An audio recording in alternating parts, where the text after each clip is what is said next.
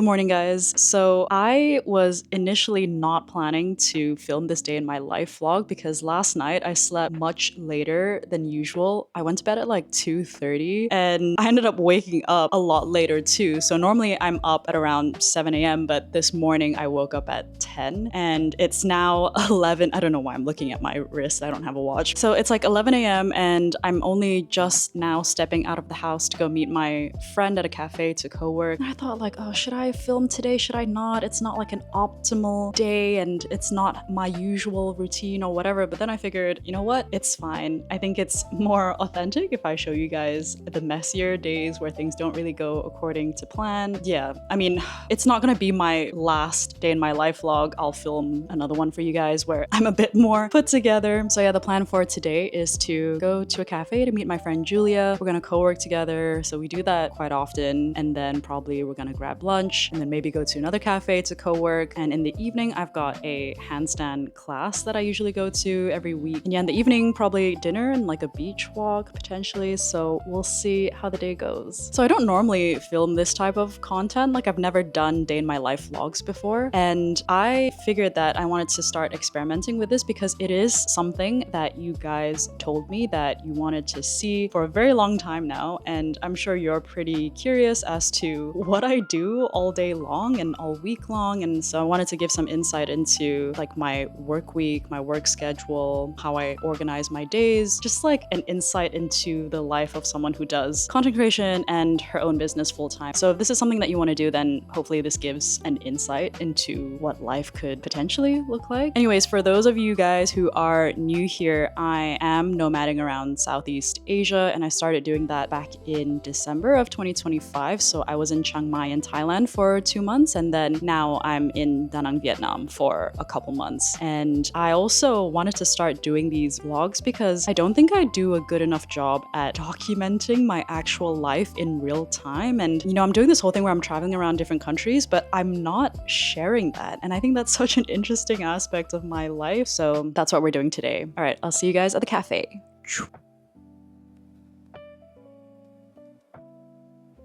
So the reason why I couldn't sleep until late last night, honestly, it's such a stupid reason, but I think it was because I had hot chocolate at like 10:30, whereas they say that you shouldn't have anything that's like high in fat or high in sugar just before bed. And so I think they put a little bit of like condensed milk in the hot chocolate and I think that had me wired for the next few hours. So yeah, that's why I slept late. You know, I never used to be this way. Like when you're younger, nothing really affects your body at all and you can just do whatever and still sleep fine and function normally. But I think when you're approaching your 30s, your body really starts to change in a lot of ways and its tolerance for a lot of things just goes down significantly. So yeah, just old age things.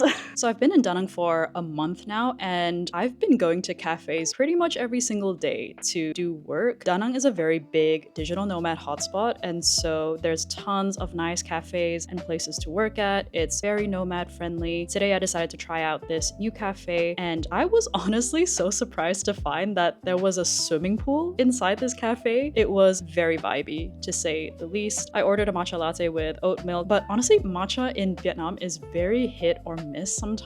And I do think it's because they source their matcha powder from elsewhere. So it's kind of difficult to find the original premium Japanese matcha powder. But anyways, I got my caffeine fix for the day, so that's all that matters really. The way that I split up my work week is in the first half of the week, Monday to Wednesday, it's more or less a lot of content planning, newsletter writing, a lot of like higher level strategy stuff that involves a lot of thinking and creativity and planning and things like that. And I like to do that fresh out of the weekend because it's more energy intensive for my brain. And then the second half of the week is when I do all of my client check-ins and client calls, client work, like reviewing title, thumbnails, and hooks and things like that. So the reason why I split my week like this is because I kind of have to use different parts of my brain for different tasks. And it really helps to just have that split so that my brain isn't task switching all the time and I tend to lose focus. So so that's pretty much how I design my week. So what I did this morning was write my newsletter article and sent that to all my newsletter subscribers. I do that first thing every week, and then afterwards normally I would do some scripting or batch content planning for the next 3 to 5 videos, but I recently onboarded a new coaching client, and so instead of doing that I was working on her 6-month strategy of us working together and also her full channel audit. And so that's where I review their YouTube channels, what's working well now and what can be improved and what they should focus on and double down on. And that's all part of like the onboarding call that we have together. And so yeah, I was doing a bunch of work on that, and I was meant to meet my friend Julia, so I was kind of waiting for her, but she turns up at some point. Oh, I also forgot to mention that on Tuesday mornings, that's when I usually film my YouTube videos, and that afternoon itself, I'll send over all the clips and the editing notes and instructions to my editor, and throughout the week, we'll just do revisions of it, usually just 1 at most, or 2 at a stretch. And the latter half of the week is also when I personally work on the thumbnail for this week's video, and Friday is when I would get the final version from my editor, and that's when I would schedule the upload for Sunday.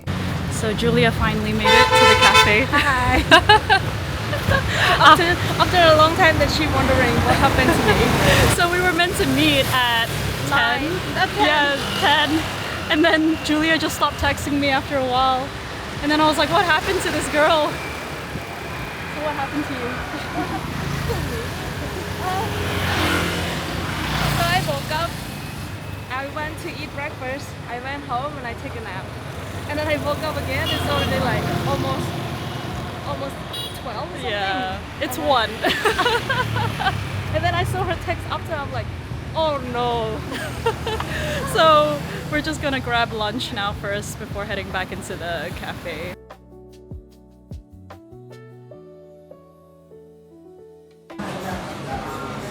Morning glory, always. I'm dying for morning glory.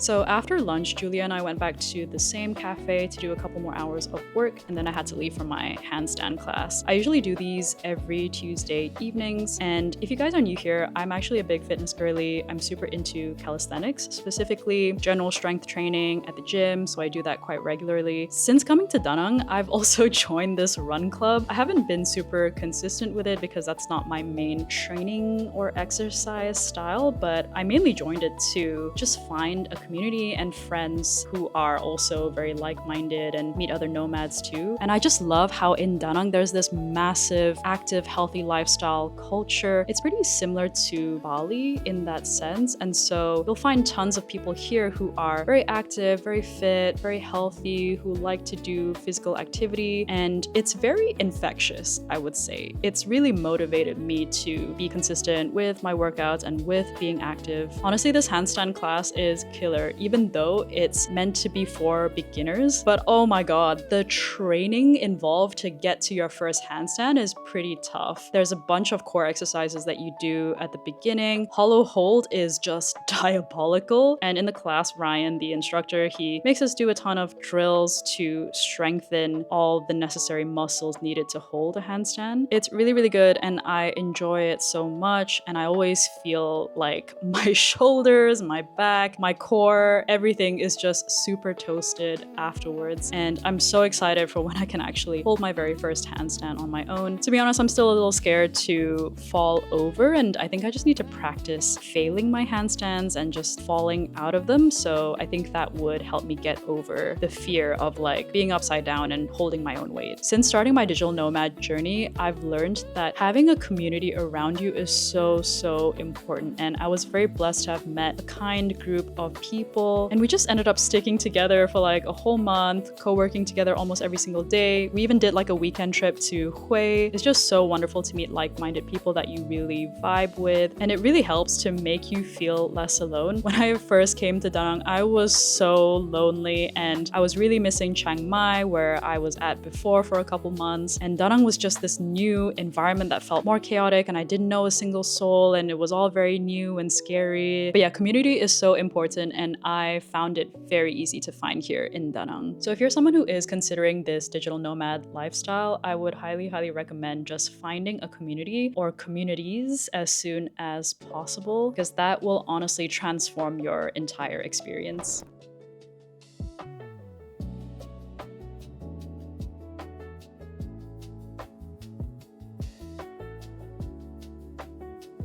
So after the handstand class, I met a couple friends for dinner. So they're both from Malaysia and I've known one of them for several years now. And he came with another friend. They've just been traveling in Vietnam. And so we were catching up over some really nice vegan food. It was honestly so nice to have a piece of home in Da Nang. Just that sense of familiarity, and yeah, having a piece of Malaysia here was really lovely. It was really nice catching up with them. We had some good food, and afterwards we wanted to walk off some of that vegan goodness, went to the beach and had a little bit of a stroll. And of course, we just had to do some post-dinner pull-ups as normal people do. But honestly, doing pull-ups on a full stomach after you've done a handstand class is diabolical. But yeah, one of my favorite things in Da Nang is the beach and going for really long beach walks. It's really nice at any time of the day that you go, the morning, the afternoon, the evenings. It's really nice to see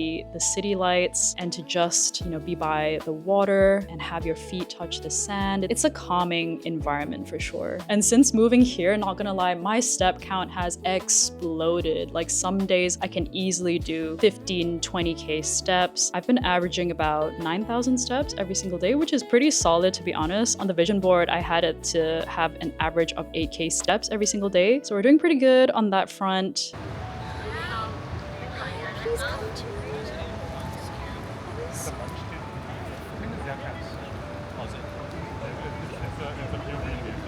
Oh, yeah.